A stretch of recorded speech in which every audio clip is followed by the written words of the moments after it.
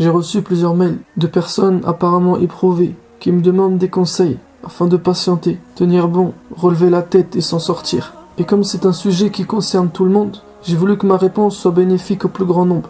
J'ai peu de temps, je ne rentrerai pas dans les détails, car il faudrait des heures et des heures, mais je vais essayer de dire l'essentiel. Sache que les conseils que je vais te donner viennent de ma compréhension personnelle. Je peux me tromper ou ne pas être tout à fait juste, comme je peux avoir raison et toucher dans le mille. Déjà, il est clair et évident que tout ce qui nous arrive dans notre vie n'est là que par la permission d'Allah. Et c'est dans la perception qu'on peut avoir des épreuves et notre réaction quand nous sommes confrontés à elles que se distingue le croyant du mécréant. Quand il est éprouvé, le mécréant devient arrogant et cela rajoute de la mécréance à sa mécréance. Il prétend donner des leçons à Dieu en lui disant « fallait pas faire comme ci, fallait faire comme ça ». Et si Dieu existait vraiment, ça ne serait pas arrivé comme ça. Et il questionne Dieu. Pourquoi t'as fait ci? Pourquoi t'as fait ça? Après, bien sûr, il existe plusieurs sortes de mécréants. Et certains ont une philosophie de vie qui leur permettent d'endurer et de patienter, et de ne pas se plaindre durant les épreuves qu'ils subissent. Le problème, c'est qu'en faisant ça, ils n'ont fait que 50% du chemin. Car ce qu'Allah attend de nous dans les épreuves, c'est pas seulement qu'on endure en attendant que ça se passe, mais c'est qu'elles nous renforcent et nous rapprochent de lui. C'est-à-dire qu'elles sont censées nous changer. Et c'est pour ça qu'elles sont là. Allah Azza wa Jal te donne des épreuves en fonction de ton niveau, en fonction des actions que tu as faites, en prenant en compte tes qualités et tes défauts, afin que tu corriges tes défauts, que tu évolues dans tes qualités existantes, et surtout que tu en acquières d'autres qu'aujourd'hui tu n'as pas, et qui sont inaccessibles pour toi. Et Allah Azza wa Jal crée pour toi des épreuves sur mesure, afin que tu réalises cela. Et personne n'a dit que c'était facile. Mais c'est l'éducation qu'Allah a voulu te donner. Et toi, tu l'as choisi comme Rabb, comme éducateur. Car il est mieux de traduire Rabb par éducateur plutôt que Seigneur. Seigneur, ça veut plus ou moins rien dire. Rabb signifie plus l'éducateur, celui qui va te prendre en charge afin que tu te prennes en main et qui te fera passer d'un point A à un point B afin de te faire évoluer jusqu'à ce que tu arrives au plus haut niveau. Tout seul, tu pourrais pas y arriver. Les mécréants qui veulent bâtir leur vie sans Dieu s'égarent, tomberont dans des impasses, seront confrontés à des contradictions, perdront du temps, perdront leur vie. Et quand ils mourront, ils s'apercevront qu'ils n'étaient pas sur le bon chemin, alors que durant leur vie, ils étaient persuadés du contraire. Et toi, en tant que croyant ou croyante, tu as dit « Raditu billahi rabba » j'accepte Allah comme éducateur, et je suis satisfait de l'éducation qu'Allah me donne. C'est pour ça que le croyant ne doit pas se plaindre, car tout ce qui lui arrive est un khayr.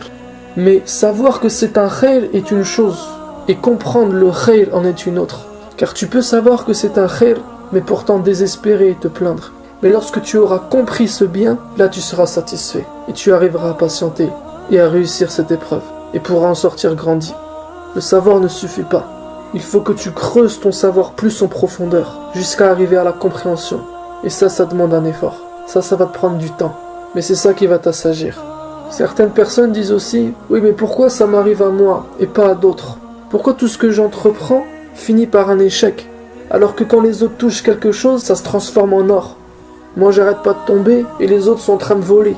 Je te dirai pas que c'est parce que Allah t'aime plus qu'eux et que c'est à toi qu'il veut du bien, c'est pour ça qu'il t'éprouve toi. Non, en fait, t'as mal compris ce que c'est que l'épreuve. Toi, t'as compris que l'épreuve, c'est négatif. C'est ce qui te contrarie. C'est le contraire de ce que tu veux. C'est l'échec. Alors qu'en fait, tout le monde est éprouvé. Celui que tu vois en apesanteur avec de l'or plein les mains, celui-là aussi il est éprouvé. Il est sûrement plus éprouvé que toi. Son épreuve est peut-être plus dure que la tienne. Certains compagnons ont préféré être éprouvés par la pauvreté que par la richesse, car ils étaient persuadés que l'épreuve de la pauvreté était plus facile à supporter. En fait, cette vie est une épreuve. Il vaut mieux que tu sois conscient d'être éprouvé, car combien le sont sans même s'en rendre compte. Et celui qui vit dans l'insouciance ne peut pas se rappeler de la vérité. Et s'il ne se rappelle pas de la vérité, il se maintiendra dans l'illusion. Il pense qu'il est tout beau, que sa réussite sociale, professionnelle, familiale est un signe qu'il est sur le droit chemin, et donc il ne changera pas. Alors que celui qui a doit être reconnaissant pour cela, et le dépenser avec justice et générosité comme il plaît à Allah. N'est-ce pas une épreuve, ça? Donc la première chose que tu dois faire, c'est de changer complètement la manière de regarder ta vie. Arrête de te croire seul au monde. Arrête de broyer du noir. de croire que pour toi tout va mal. Peut-être que tu es faible dans l'adoration, ou dans l'apprentissage, ou l'étude de la religion. Peut-être que tu es faible dans maintes et maintes domaines. Peut-être que tu es faible dans ta personnalité, dans ton caractère. Et Allah SWT ne veut pas te voir rester faible. Il veut que tu te renforces. Et le meilleur moyen pour ça, c'est que tu sois éprouvé. Car tu vas sortir de ta zone de confort. Les épreuves vont casser ta routine et ta dynamique qui te maintient dans la faiblesse. Un couple qui a tout connu, qui a connu toutes les épreuves et qui les a surmontées. On a parlé sur eux, on a calomnié sur eux, on a voulu les séparer, en inventant des mensonges pour ça. L'un est tombé gravement malade, l'autre a été à son service jusqu'à ce qu'il guérisse. Ils ont perdu un de leurs enfants. Un couple qui a survécu à tout ça sera toujours plus fort que celui qui n'a connu que les pétales de rose et la soie. Tu vois parfois des couples, après 25 ans, 30 ans, ils divorcent. C'est pas parce qu'il n'y a plus d'amour. Je te parle pas de ces couples-là, moi. Mais parce qu'en vérité, leur couple était fragile. Parce qu'ils n'ont rien surmonté ensemble. Et c'est sûrement pour ça qu'Allah SWT t'éprouve. Et lorsqu'une épreuve se termine, une autre la remplace. Et parfois tu es même confronté à plusieurs en même temps. Pour que tu te renforces. Que ta relation avec lui se renforce. Que vous formez un couple solide. Que rien ni personne ne pourra séparer. Il te connaît mieux que toi-même. Il connaît ton passé, ton présent et ton futur. Il sait ce qui t'attend. Il sait que bientôt, tu vas connaître des situations. Et si tu n'es pas fort, tu vas le lâcher. Ces situations vont être plus fortes que toi. Elles vont t'affaiblir. Donc la première chose que tu dois faire, c'est de changer de regard vis-à-vis de ce qui t'arrive. Veux-tu mener ta vie sans lui? Dans ce cas, dis-le lui clairement. Et Allah, je n'ai pas besoin de toi, ni de ton éducation. Laisse-moi seul, abandonne-moi. Et peut-être qu'il te soulagera alors, et que tout rentrera dans l'ordre, comme toi tu l'entends. Mais je suis sûr que tu ne choisiras pas cette option. Dans ce cas, accepte ton statut. Accepte de retourner à l'école. Car les épreuves qu'Allah choisit pour toi, c'est une formidable école pour évoluer. Donc félicitations. Tu as rejoint l'école la plus prestigieuse, celle des prophètes et des gens pieux. Si tu veux réussir dans cette école, tu ne dois pas subir le programme, mais tu dois le comprendre, étudier le système et travailler dur. Deuxième chose, peut-être que ce qui t'arrive est dû à un péché que tu as fait ou que tu traînes encore avec toi. Et Allah veut t'en débarrasser et te pardonner pour ça. Et pour cela, il t'éprouve maintenant, plutôt que dans l'autre monde. Ton épreuve a donc pour but d'expier ton péché, tes mauvaises actions. Et dans ce cas, tu dois faire l'istighfar, lui demander pardon, faire tauba en changeant ta vie et en réparant tes erreurs.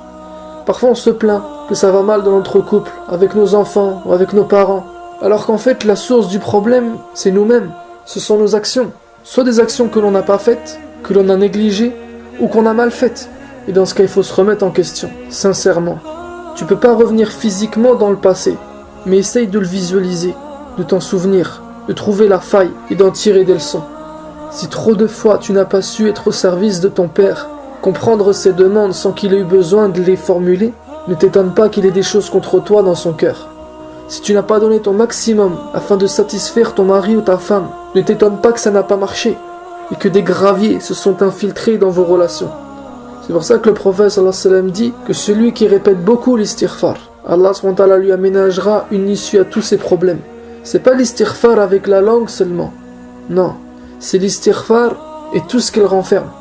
Faire son introspection, se remettre en question, reconnaître ses erreurs, les réparer, demander pardon à Allah et aux gens à qui on a fait du mal, etc.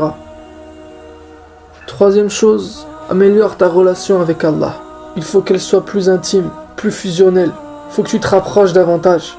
L'adoration mécanique, la prière gymnastique, c'est pas assez. Ce n'est pas ça qu'il attend de toi. Il veut que tu te rapproches, que tu te confies, que tu lui parles, que tu lui racontes ce que tu vis, ce qui te fait du mal, ce qui te tracasse, que tu lui demandes de l'aide, que tu lui adresses tes plaintes. Parce que jusqu'à présent, il voit que toutes ces choses-là, tu les fais avec autre que lui. Alors ce que tu fais ce soir, une fois que les prières seront finies, que la lumière aura disparu, que les gens iront se coucher, tu vas t'asseoir auprès de lui et tu vas vider ton cœur. Tu vas t'adresser à lui comme jamais tu ne l'as fait. Tu vas tout déballer. Et tu vas pleurer un bon coup. Et si tu fais ça, tu verras la force avec laquelle tu vas en ressortir. tu dois aussi t'attacher plus au Coran, car il te l'a donné pour ça. Contrairement aux livres qu'ont reçus les autres prophètes, Allah a voulu que la révélation du Coran s'étale sur 23 ans pour le prophète sallallahu alayhi wa sallam, qu'elle soit progressive, afin de l'accompagner dans toutes les épreuves qu'il va rencontrer, et pas qu'elle soit un bloc. Tiens, débrouille-toi avec ça. Si tu restes attaché au Coran et que tu restes constant dans sa lecture, tu trouveras sûrement des réponses à des questions que tu te poses maintenant, des solutions à tes problèmes que tu vis maintenant. Et la quatrième et dernière chose que je te conseillerais, ce serait de comprendre ce que veut dire la patience. La plupart des gens pensent que la patience, c'est attendre que ça se passe, en restant inactif. Et même certains prétendent être patients en étant fatalistes.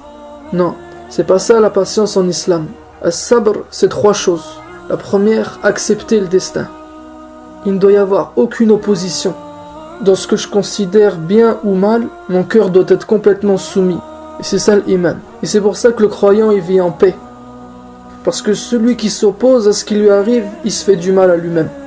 S'opposer aux épreuves, en fait, c'est s'éprouver davantage. C'est se faire encore plus de mal. Ça sert à rien. Parce que le destin d'Allah, il est trop fort. Il est imbattable. Si tu veux te révolter ou te rebeller, il va t'écraser. La seule solution, c'est de te soumettre avec ton cœur, en étant convaincu que ce qui t'arrive, c'est un bien. Et encore une fois, c'est pas seulement te dire que c'est un bien, mais comprendre le bien.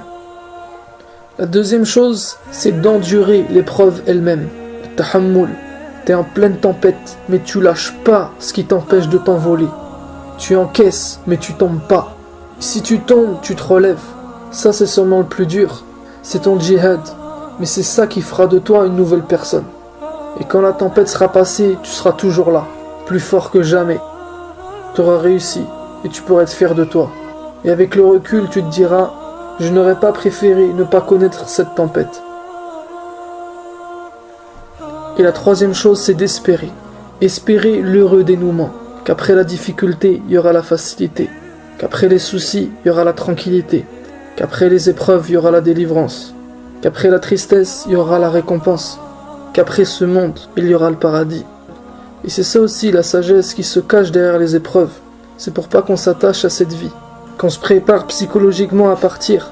Allah te montre les défauts de cette dunya pour que tu te diriges vers l'akhira, vers le paradis, là où tu ne connaîtras plus aucun souci, où tu ne seras confronté à aucun problème, là où tu auras tout ce que tu voudras, sans restriction. Mais pour concrétiser ce rêve, tu dois être à la hauteur de ce que tu vis maintenant. Tu ne dois jamais désespérer. Même tes doutes ne doivent pas te faire désespérer. La fin est proche, mais la plupart des gens la croient éloignée. Finalement, tu ne dois pas patienter bien longtemps. Et au paradis, tu te diras ça. C'était rien. C'était pas grand-chose. Enfin, c'est donc ça la patience. As-sabr, c'est l'ensemble de ces 3 qualités cumulées. L'acceptation, l'endurance et l'espoir.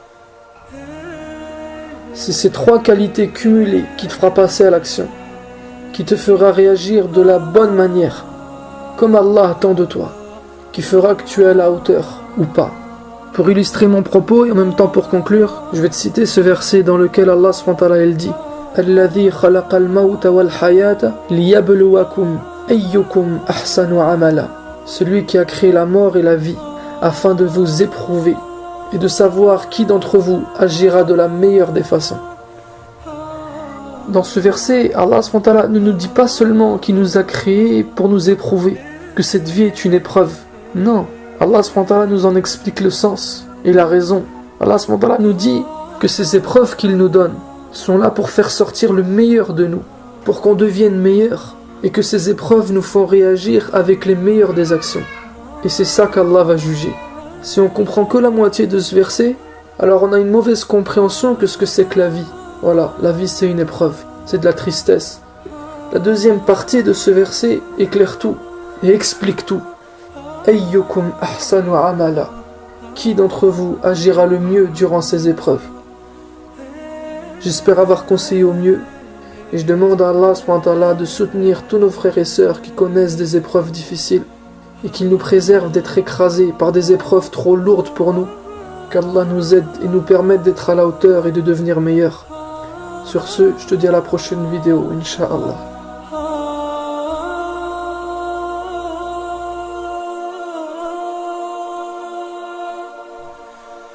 Hmm.